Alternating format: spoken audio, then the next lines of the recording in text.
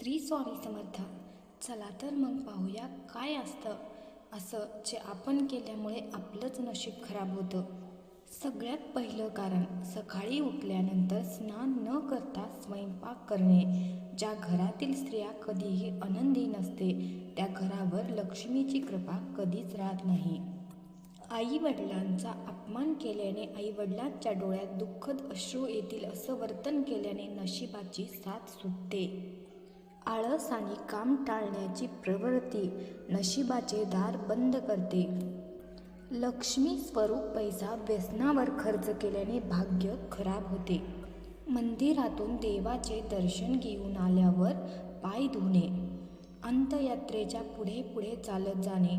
ब्राह्मणाला जेवण न देता उपाशी पोटी घरी पाठवणे.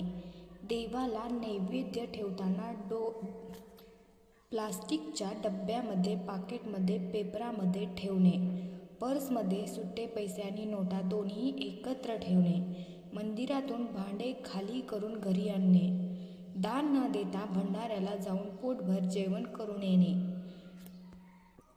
वयस्कर व्यक्ती किंवा लहान मुलापासून खरेदी करताना भावामध्ये जास्त ओढाताण करणे. दान करताना प्रत्येक वेळी आपले नातलग किंवा ओळखीच्या व्यक्तीला देणे. घराच्या भिंतीमध्ये जास्त खुंटे असणे किंवा प्रमाणापेक्षा जास्त खिळे ठोकलेले असणे. दरवाजावर देवाचा फोटो किंवा स्टिकर चिटकावले असणे. ऑफिस बॅग किंवा आपली पर्स ठेवण्यासाठी घरात एखादी फिक्स जागा नसणे.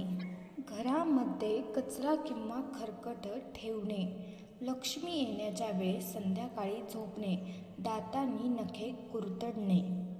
कुठल्याही नातेवाईकांसोबत चुकीचा व्यवहार ठेवणे. त्याचा अपमान करणे. घरी पाहुणे आल्यानंतर त्यांच्यावर चिडचिड करणे. सकाळी सूर्य उगवेपर्यंत झोपून राहणे.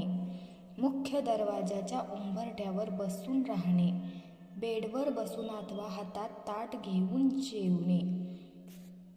घरातील महिला वरिष्ठ स्त्रियांचा मान सन्मान न करणे. भांडण तंटा करणे. अशा खूप छोट्या छोट्या गोष्टी असतात ज्या नशिबाचे दरवाजे बंद पाडण्यासाठी कारणीभूत ठरतात. म्हणून सर्वांशी चांगलं वागा. तुमचे कर्म जर स्वच्छ असतील तर कोणीही तुम्हाला संपवू शकत नाही. आणि तुम्हाला स्वामींच्या सानिध्यात राहण्यासाठी स्वामींची कृपा मिळवण्यासाठी खूप असे सत्कर्म करावे लागत असतात. श्री स्वामी समर्थ. जिथे स्वामी पाय तिथे न्यूनकाय स्वयंभक्त प्रारब्ध घडवी ही माय. व्हिडिओ आवडला तर लाईक शेअर आणि सबस्क्राईब करायला विसरू नका.